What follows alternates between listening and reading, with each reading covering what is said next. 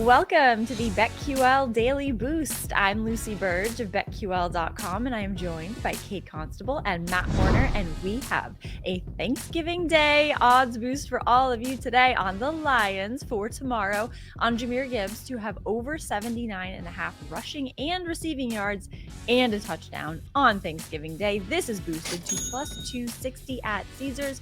What do we think of this odds boost? This one just kind of feels too easy, right? I mean, Jahmyr Gibbs, he's had a touchdown in each of his last 4 games, 5 touchdowns across those 4 games. In fact, 2 against the Chargers a couple weekends ago.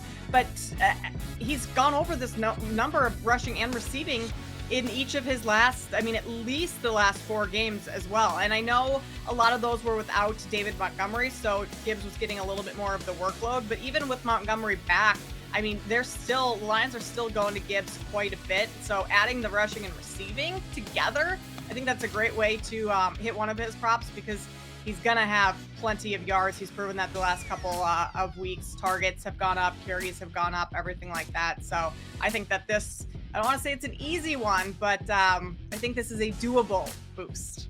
It's very doable. It's never easy though. It never will be. Not. In fact, I would imagine it's probably gonna go right down to the wire, most likely.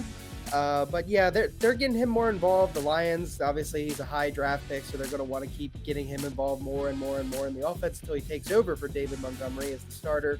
And yeah, I think it's pretty good. Plus 260, like I said, probably gonna come down to the wire, but sprinkle it. Why not?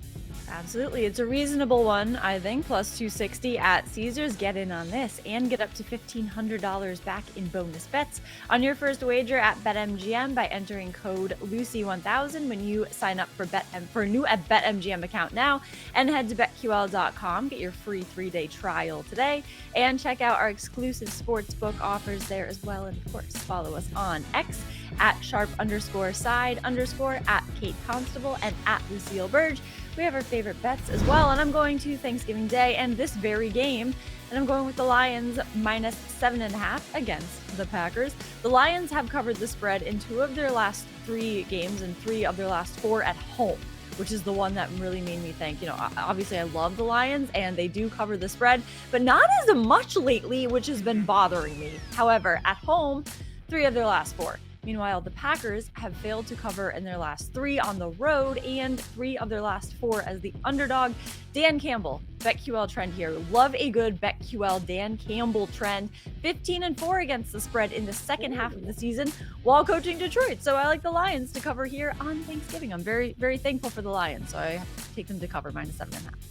This has to be like one of the biggest Thanksgiving games that the Lions have had, or I shouldn't say big, like most exciting, because they're finally good. They're going to win this game. About them, they're not a joke.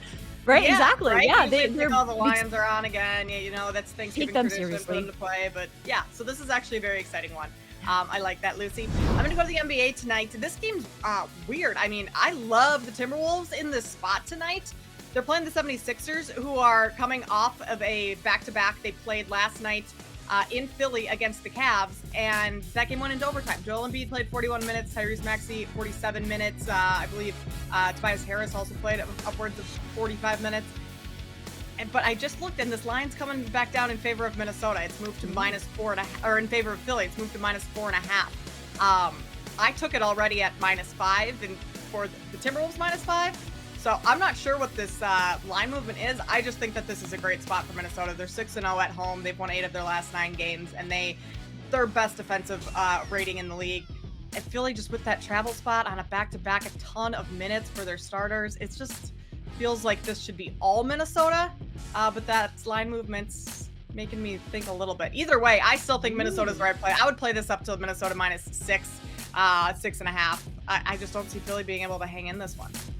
Breaking line movement news on the pod. Yes. I love that. Yeah, they're down to 4.5. Funny enough, I'm going to give that same pretty much NBA bet, but I did it a little bit differently. So I don't bet NBA a lot. I've been trying to learn more from Dan, Kate, all of you guys in the betting space. What I liked, obviously, I love the Timberwolves, and I did a same game parlay for this game. I brought it down to -2, so it's just one basket. And I added Rudy Gobert over 10.5 rebounds.